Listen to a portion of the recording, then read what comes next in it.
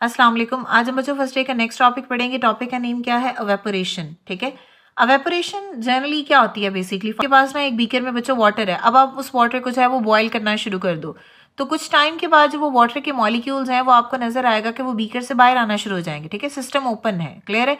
तो means temperature उसका increase हुआ। ठीक है, और जो लिक्विड के मॉलिक्यूल हैं वो कन्वर्ट किस में होना शुरू हो गए? वेपर्स में। तो ये जो लिक्विड के मॉलिक्यूल्स हैं इनका वेपर्स की स्टेट में कन्वर्ट होना, इस प्रोसेस को हम अवेपोरेशन बोलते हैं। क्लियर है?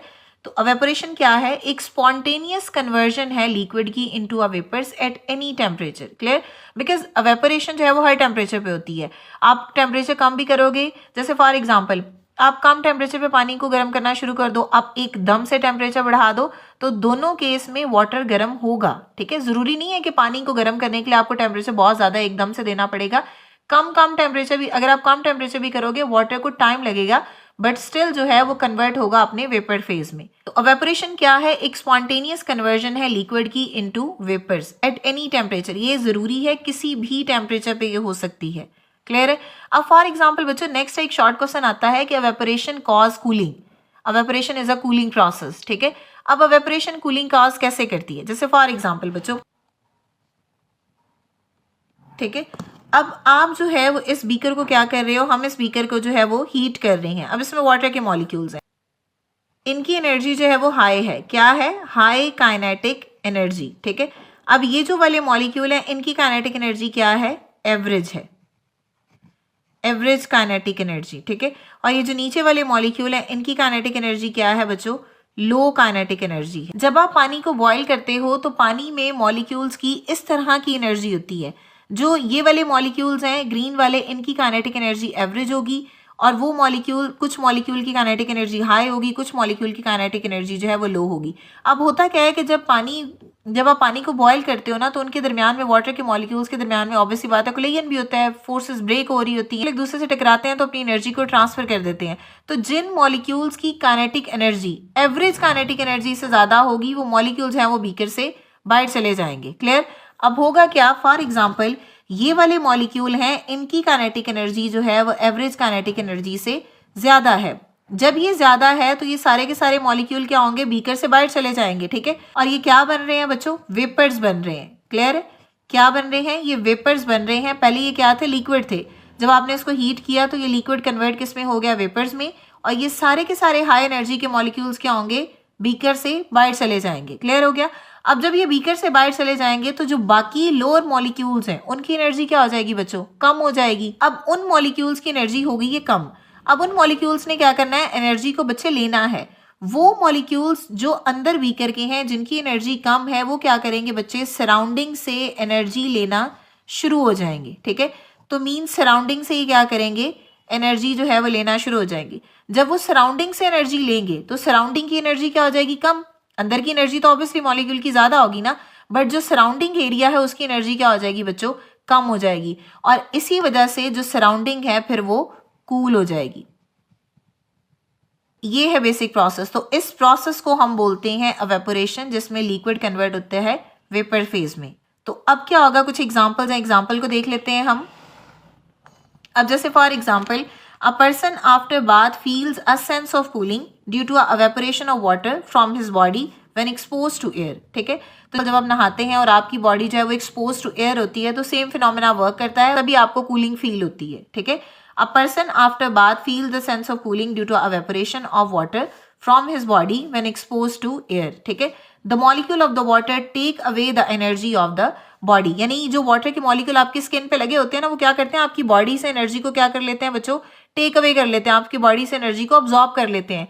जब वो बॉडी से एनर्जी को कर लेंगे अब्जॉर्ब, तो बॉडी की एनर्जी क्या हो जाएगी? कम हो जाएगी, और आपको जो है वो ठंडक फील होगी। सेम वही केस है बच्चों, जो अंदर वाटर के मॉलिक्यूल्स हैं उनकी एनर्जी कम होती है, और उन्होंने जो सराउंडिंग से एनर्जी है वो लेना शुरू कर देनी होती है। जब वो सराउंडिंग से एनर्जी लेंगे तो सराउंडिंग की एनर्जी क्या हो जाएगी? कम, और सराउंडिंग जो है वो कूल हो जाएगी। क्लियर? तो इसी तरह जब इंसान जो है वो बाथ लेता है तो बॉडी के ऊपर जो है वो वाटर ड्रॉपलेट्स होते हैं। ठीक है, वो ड्रॉपलेट्स क्या करते हैं कि बॉडी से एनर्जी को टेक अवे कर लेते हैं। जब वो बॉडी से एनर्जी को लेंगे तो बॉडी की एनर्जी क्या कर देंगे? कम, और इस तरह आपको जो है वो ठंडक महसूस होगी। इसी तरह एक और एग्जाम्पल है अर्थनवेयर वेजल्स। अर्थनवेयर वेजल्स बोलते हैं घड़ा वगैरह। तो earthenware vessels keep the water cooler under the same phenomena. Earthenware vessels जो है वो भी सेम फिनोमेना पे वर्क करती हैं। फॉर एग्जांपल बच्चों, अब ये जो पानी का घड़ा होता है इसमें पानी ठंडा कैसे रहता है, इसके पीछे कॉन्सेप्ट क्या है। जैसे फॉर एग्जांपल अब यहाँ पे बच्चों हमने जो है वो इसके अंदर जो है वो वाटर फिल किया हुआ, ये जो अर्थनवेयर वेजल्स है ना इसके दरमियान में इस तरह के बारीक बारीक जो है वो सुराख होते हैं। मैं थोड़े से बड़े बना रही हूँ, लेकिन ये बारीक बारीक जो है वो सुराख होते हैं।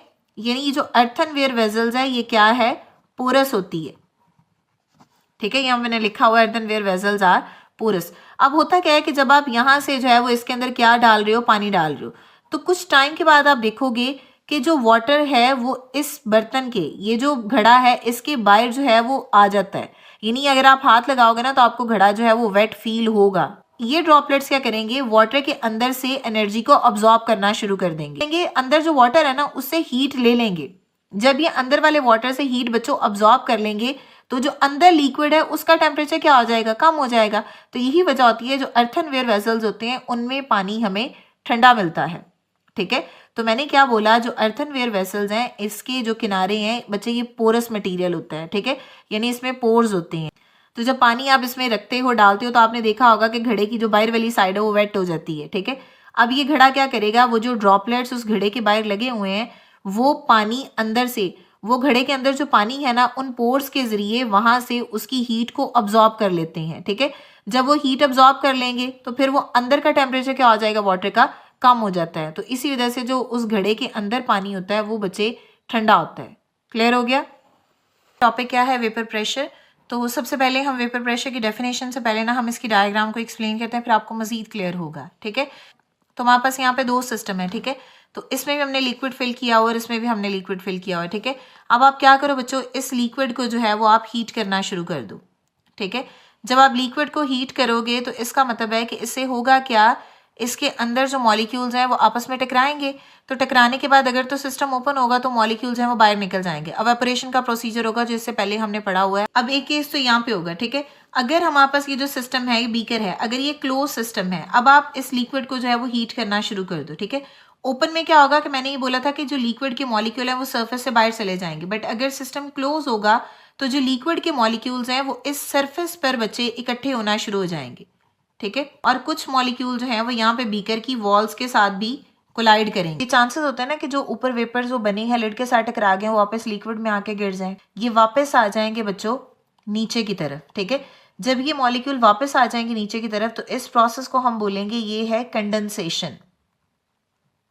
ठीक है, ये तो एवेपोरेशन था ना, जब आप लिक्विड को हीट करते हो तो लिक्विड वेपर्स में कन्वर्ट हो रहा है, तो वो तो एवेपोरेशन है। अब क्योंकि सिस्टम क्लोज है, लिक्विड बाहर नहीं जाएगा, तो मॉलिक्यूल्स हैं ये वापस जो है वो लिक्विड में आ जाएंगे।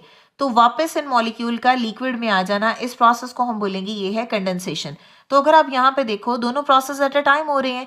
जब आप इसको हीट कर रहे हो तो वेपोरेशन भी हो रही है, और क्योंकि सिस्टम क्लोज है लिक्विड बाहर नहीं निकलेगा तो जो मॉलिक्यूल है वो वापस भी आ रहे हैं लिक्विड में, तो उस प्रोसेस को हम बोलते हैं कंडेंसेशन। तो एक स्टेट ऐसी आएगी कि यहाँ पे इक्विलिब्रियम एस्टेब्लिश हो जाएगा। इक्विलिब्रियम का मतलब क्या होगा कि जो रेट ऑफ इवेपोरेशन है वो इक्वल हो जाती है रेट ऑफ कंडेंसेशन की। ठीक है, तो चलो जरा इसकी डेफिनेशन पढ़ें, आपको मजीद क्लियर होगा। डेफिनेशन क्या है, the pressure exerted by the liquid vapours in equilibrium. Equilibrium का मतलब क्या होता है, जब हमारे पास रेट किस किस का, एवेपोरेशन का इक्वल हो जाए कंडेंसेशन के, तो हमारे पास जो स्टेट आएगी इसको हम इक्विलिब्रियम स्टेट बोलते हैं। Clear, pressure exerted by the liquid vapours in equilibrium with its liquid at a given temperature. अब जो आप टेम्परेचर इसको दे रहे हो उसी के अकॉर्डिंग एवेपोरेशन होगी, बिकॉज हमने पढ़ा है कि एवेपोरेशन ऑल टेम्परेचर पे होती है। The pressure exerted by the liquid vapours in equilibrium with its liquid at a given temperature is called vapour pressure. यानी वो प्रेशर जो लिक्विड पर लगाया जाता है इन इक्विलिब्रियम कंडीशन पे, तो उसको हम बोलते हैं वो है वेपर प्रेशर। ठीक है, तो जब सिस्टम क्लोज था तो सिर्फ क्या हो रही थी बच्चों, यहाँ पे एवेपोरेशन हो रही थी, यानी जो मॉलिक्यूल्स हैं वो सिस्टम से बाहर जा रहे थे। तो प्रोसीजर क्या हो रहा था, यहाँ पे एवेपोरेशन का जस्ट प्रोसीजर हो रहा था। जब हमने सिस्टम क्लोज किया तो यहाँ पे एवेपोरेशन के साथ साथ और कौन सा प्रोसीजर हुआ, कंडेंसेशन का। कंडेंसेशन का मतलब क्या होता है कि जो वेपर्स के पार्टिकल्स हैं वो वापस लिक्विड की फॉर्म में आ जाएंगे, क्योंकि सिस्टम क्लोज है ना, बाहर तो नहीं जाएगा, तो वो लिक्विड में वापस आना शुरू हो जाएंगे। तो उस प्रोसीजर को हम क्या बोलेंगे, कंडेंसेशन। जब क्लोज सिस्टम में रेट ऑफ इवेपोरेशन और रेट ऑफ कंडेंसेशन इक्वल हो जाते हैं तो उसको स्टेट को हम बोलेंगे वो है equilibrium state. Clear, the two processes evaporation and condensation continue till a stage reaches. अब evaporation भी हो रही होती है, साथ साथ कंडेंसेशन भी हो रही होती है। जब दोनों प्रोसीजर हो रहे होते हैं तो वो स्टेज आ जाए जहां पे दोनों के रेट बराबर हो जाएं, तो उस स्टेज को हम बोलेंगे वो है इक्विलिब्रियम। क्लियर?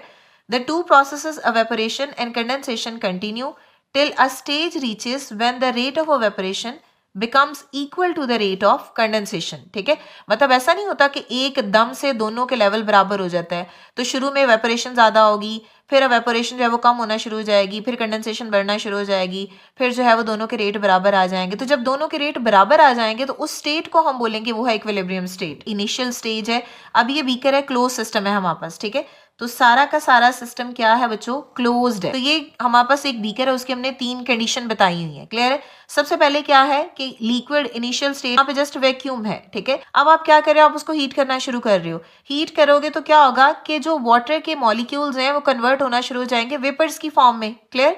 तो ये देखो लिक्विड है, इंटरमीडिएट स्टेट है। इंटरमीडिएट स्टेट में क्या आएगा कि लिक्विड कन्वर्ट होना शुरू हो जाएगा बच्चों वेपर्स में। जब वेपर्स बने हैं, सिस्टम क्लोज है, तो ऑब्वियस ही बात है वो वेपर्स क्या होंगे? इस लिड के ऊपर आके लग जाएंगे और कंटेनर्स की जो वॉल्स है उसके साथ भी टकराएंगे। ठीक है, अब उनमें से कुछ वेपर जो है वो वापस लिक्विड में आ जाएंगे।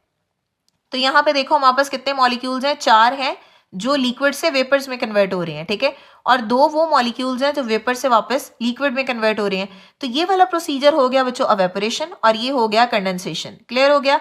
अब नेक्स्ट देखो इक्विलिब्रियम में क्या होगा कि यहाँ पे ये है हमारे पास evaporation, ये है evaporation और ये है evaporation। ठीक है, और नीचे ये वाले जो पार्टिकल्स हैं, पेंसिल चेंज कर लेते हैं।